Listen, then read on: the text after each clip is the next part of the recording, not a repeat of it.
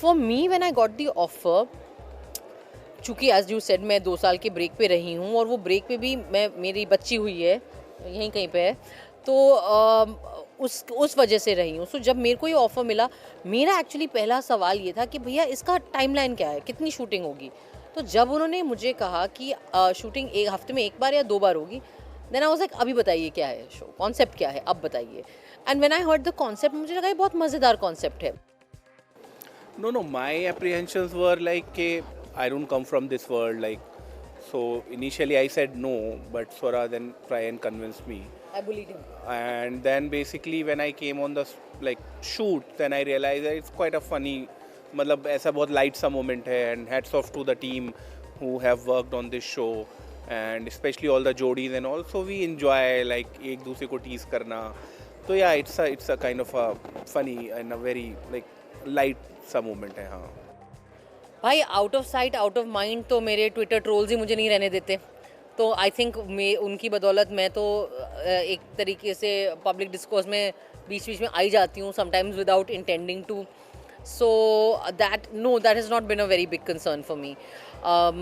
The and the other thing, I don't assume anything ever. So I don't assume ki, I can walk right back anytime I want to.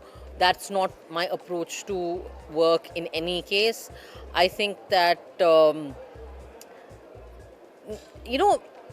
I think that I've always tried very hard and I've really worked on myself कि ये जो एक typical insecurities होती है ना, ये जो आप refer कर रही हैं कि out of sight out of mind, दिखोगे नहीं तो बिकोगे नहीं, आपको एक नेटवर्किंग खास तरीके की करती रहनी पड़ेगी, ये वो।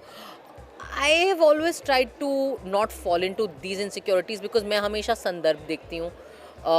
मुझे पता है कि काम मिलने ना मिलने के पीछे 10 और कारण भी हो सकते हैं। मुझे पता है कि एक आपके बारे में जो एक परसेप्शन बन के सर्कुलेट होने लगती है उसके भी कई अलग अलग कारण हो सकते हैं। So because I try to understand all that, I don't generally fall for those insecurities. And मेरी लाइफ में ना ऐसा हुआ है कि जब काम स्लो डाउन हुआ उसी टाइम मेरी पर्सनल लाइफ ऐसे फल फूलने लगी।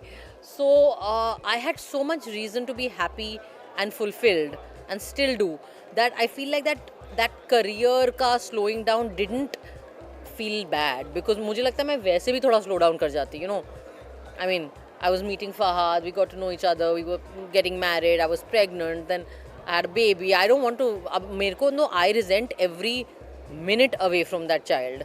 I mean वो यहाँ ले आई हूँ मैं उसको यहाँ पीछे। So I think that I've been lucky like that, and now I'm at a stage in my life as a person where I am happy to work on my own terms. I'm not scared about my identity and about I really am not. I don't know.